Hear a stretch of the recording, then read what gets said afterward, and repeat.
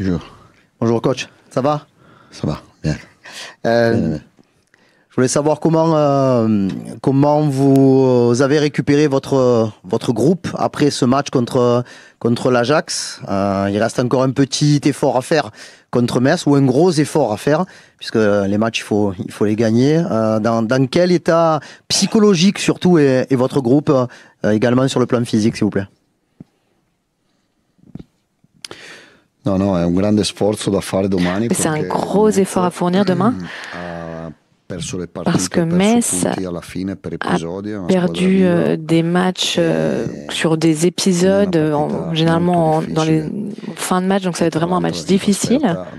Et qui plus est à l'extérieur, à part contre Strasbourg, on a encaissé des défaites. Donc si on veut remporter le match demain, il va falloir bien jouer, ne pas risquer,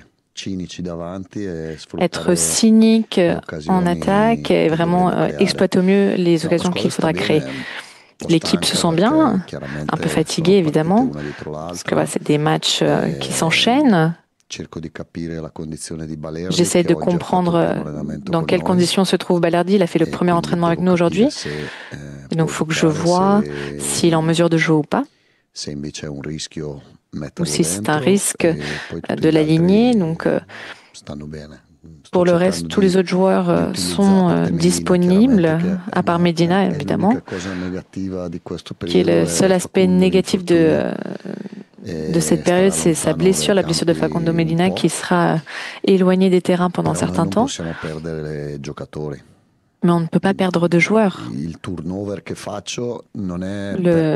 turnover que je fais, ce n'est pas parce que je veux que tout le monde ait quelque chose, mais c'est parce que j'essaie de mettre les joueurs qui sont selon moi les meilleurs pour le match spécifique et pour aussi donner le juste temps de jeu pour éviter de trop charger certains joueurs, de prendre des risques dans une saison qu'on va toujours jouer et tous les matchs seront importants. Oui, bonjour. Je voulais vous reposer une question sur Igor Paixão et justement ce que vous aviez expliqué l'autre jour sur la nécessité qu'il y avait eu de lui donner des minutes, justement au moment où lui était sans doute pas dans sa meilleure condition. Donc je voulais savoir justement comment on construisait le retour au meilleur niveau d'un joueur comme ça qui a été arrêté pendant 2 ou 3 mois, en sachant donc justement que ça implique peut-être de le faire jouer à des moments où il n'est pas dans sa meilleure forme, avant d'arriver au genre de performance qu'on a vu l'autre jour contre l'Ajax. Oui, c'est vrai, parfois pour certains joueurs, il faut investir en amont. Si on veut améliorer la condition physique, la condition morale aussi, aider à rebooster leur confiance, tu peux parler avec les joueurs, les embrasser, tout ce que tu veux, mais quand ils sont sur le terrain, au final, c'est la meilleure formule pour pouvoir les aider. Et Paixão, j'essaie de le faire jouer tout le temps, et quand commence un peu à baisser au niveau de son rendement, on risque de la blessure ou qu'il risque de trop se fatiguer, alors je le remplace. On souffre un petit peu l'absence de Traoré. Contre l'Ajax, Angel Gomez a joué. Peut-être que j'aurais dû le faire jouer à un autre poste. Peut-être que Mori aurait dû jouer plutôt là et Weah à gauche. Donc je l'ai mis dans une situation où il n'était pas habitué à jouer, même si je voulais mettre plus haut Emerson et que lui puisse venir jouer dans cette zone-là. C'est vrai que, au final, l'arrière droit de l'Ajax allait vers l'avant. Donc lui, il a dû faire un peu plus d'efforts, mais c'est vrai que Paixão est en train de revenir au niveau que l'on connaissait avant. Coach, bonjour. Juste une petite précision avant de vous poser ma question. Quand est-ce que vous pensez récupérer Traoré et Kondogbia, justement ? J'espère après la trêve. Après la trêve, on va voir si déjà quand on reprendra les entraînements la semaine prochaine, ils seront prêts ou bien si ce sera la semaine avant le Havre. Parce que le match, le mois d'octobre, en dehors du match de demain, puisque c'est notre principale préoccupation pour l'instant, je pense que le mois d'octobre est un mois très important, un mois charnière pour nous. Parce qu'on a Le Havre, Lens, Angers à domicile, on doit aller se déplacer à Auxerre où l'an dernier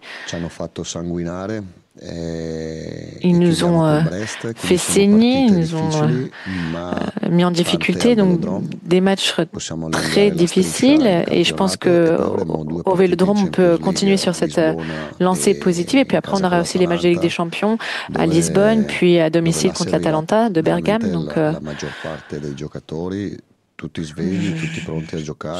tous les joueurs doivent être prêts à jouer ces matchs. Dès le matin du match, il faut qu'on soit prêt, il faut qu'on soit heureux, qu'on ait envie de travailler à ce rythme, parce que ça veut dire qu'on on joue en Ligue des Champions. Sinon, le mardi et le mercredi, on aurait pu être sur notre canapé. Donc, je pense que c'est quand même mieux de voyager en Europe. Justement, sur l'enchaînement des matchs, demain, ce sera votre 6e match en 22 jours. Vous nous disiez que ça prenait de l'énergie physique, de l'énergie morale aussi. Comment est-ce que vous gérez votre effectif par rapport à ça? C'est une question de feeling? C'est les retours que vous avez de vos préparateurs physiques? C'est les deux? Est-ce que vous pouvez nous expliquer comment vous gérez tout ça? On essaie de faire le moins d'erreurs possible.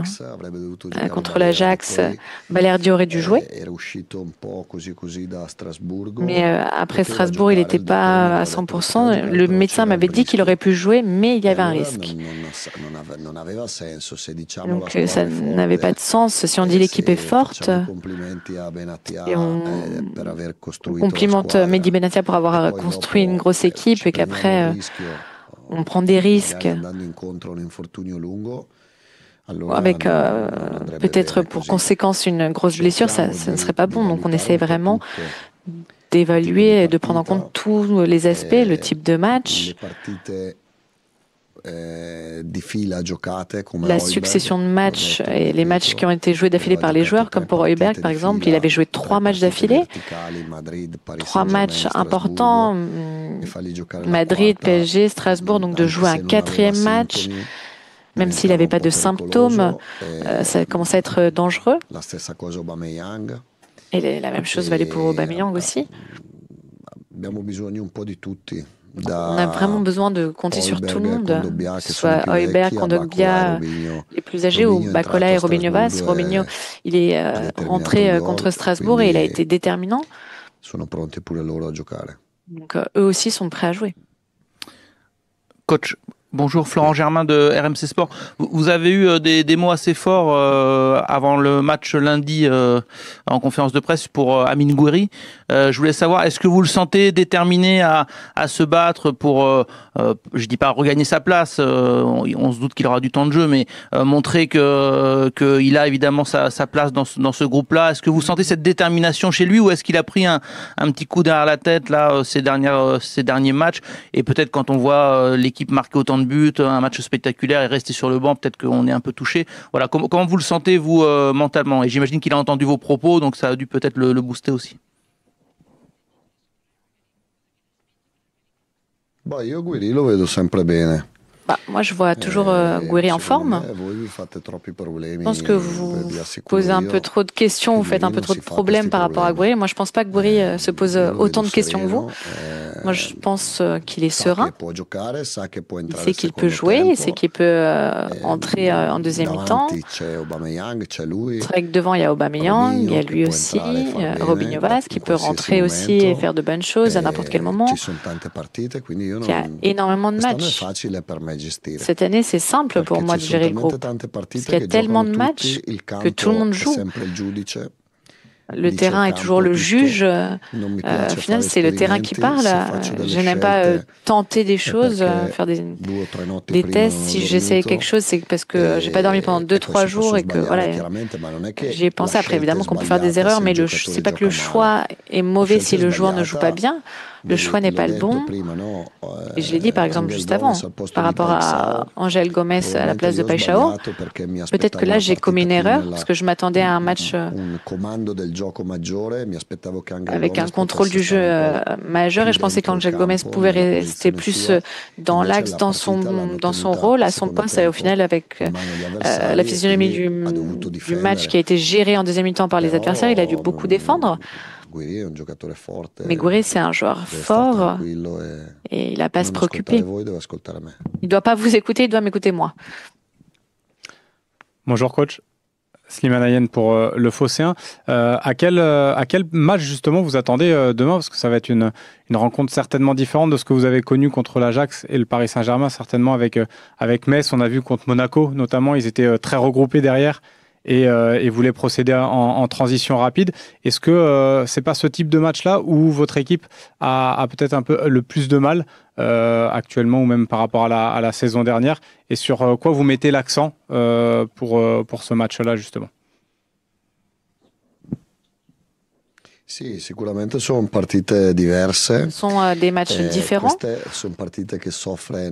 Ça, c'est des matchs que souffrent pas seulement l'Olympique de Marseille, mais toutes les équipes. Parce que quand tu trouves une équipe très fermée, physique, avec une ligne à 5 et des milieux de terrain physiques qui sont capables de repartir rapidement, ça, ce sont les matchs que toutes les équipes,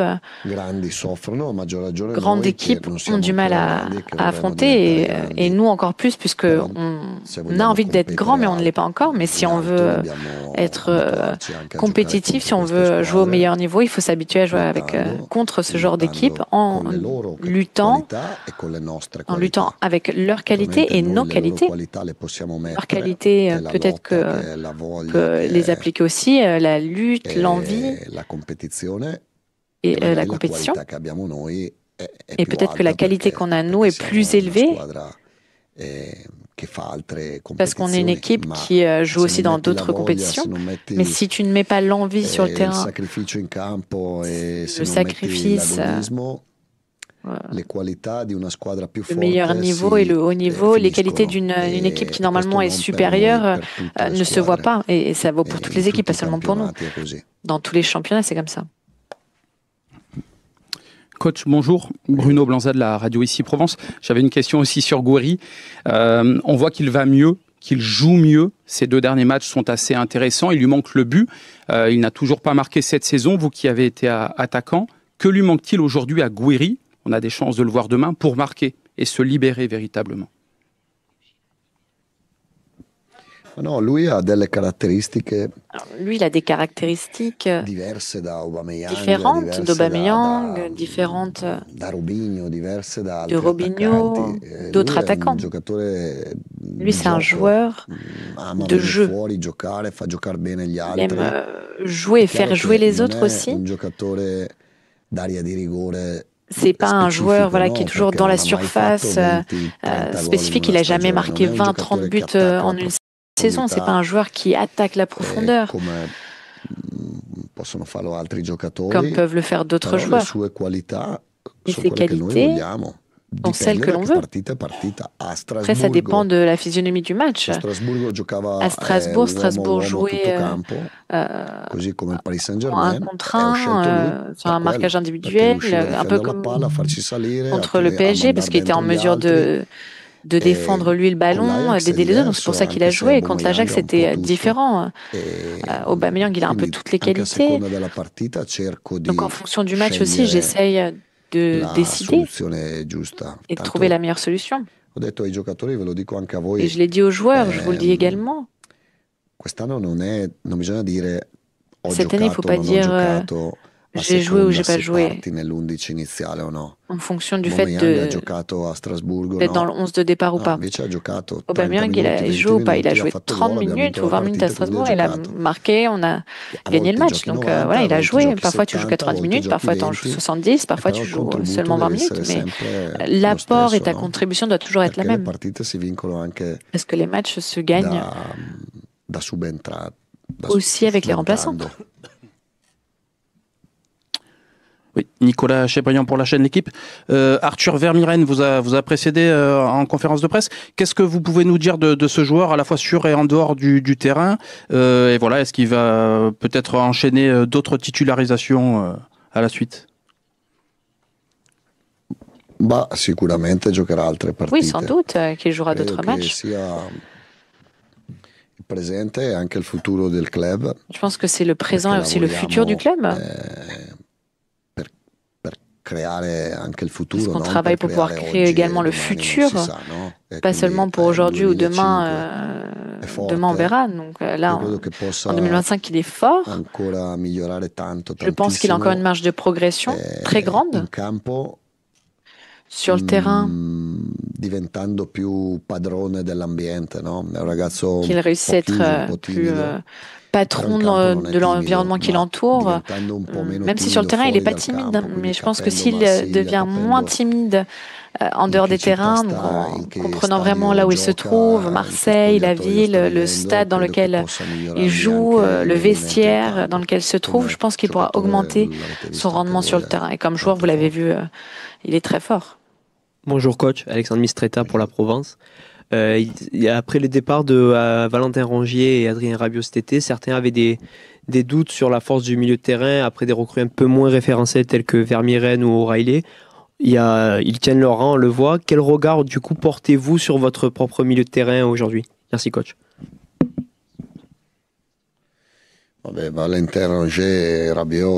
Rongier et Rabiot, ce sont de très grands joueurs. Ils ont fait de très bonnes choses ici. Ils sont partis, donc ça n'a pas beaucoup de sens qu'on parle d'eux, même si ils sont en train de faire de bonnes choses là où ils jouent, les deux. En ce qui nous concerne, on a pris de nouveaux joueurs forts. Fort, je vous l'avais dit avant même du match contre Lorient, j'étais très content de l'équipe, je la trouvais très forte. Et ces joueurs sont sûrement encore plus forts en vrai, une fois que je les ai vus par rapport à ce que je savais de eux, comme par rapport à Aguerre, Pavard, Emerson, O'Reilly, Vermeeren. Ils ont des caractéristiques différentes. Mais on l'a dit, il y a plus de matchs, il y a la compétition, on a élevé nos attentes aussi. Plus d'attentes parce que si tu as des ambitions fortes, alors les attentes aussi augmentent. Et maintenant, il faut qu'on prouve tous les jours qu'on mérite ce qu'on est aujourd'hui. Donc on essaie un peu de relever la barre. On est en train d'enchaîner les victoires. On a gagné contre le PSG. On aurait pensé que c'était Paris B ou Paris C. Et au final, ils vont jouer à Barcelone et ils remportent le match sans que le Barça réussisse à passer dans la moitié de terrain adverse en deuxième mi-temps. Donc je pense qu'on peut quand même dire que nos joueurs ont fait un très gros match. Je pense que vos collègues parisiens auraient pu avoir un petit peu plus de respect, entre guillemets, par rapport à ce qui a été dit et apprécier vraiment l'effort qui avait été fait à ce moment-là. Bonjour coach Simon Boll de l'équipe. Je voulais savoir, vous avez parlé des recrues. Qu'est-ce que vous avez fait ces dernières semaines pour relancer votre équipe au-delà de l'apport des recrues qui sont arrivés en fin de mercato? Est-ce que vous avez insisté sur d'autres aspects pour régénérer votre groupe et le relancer avec toutes ces victoires?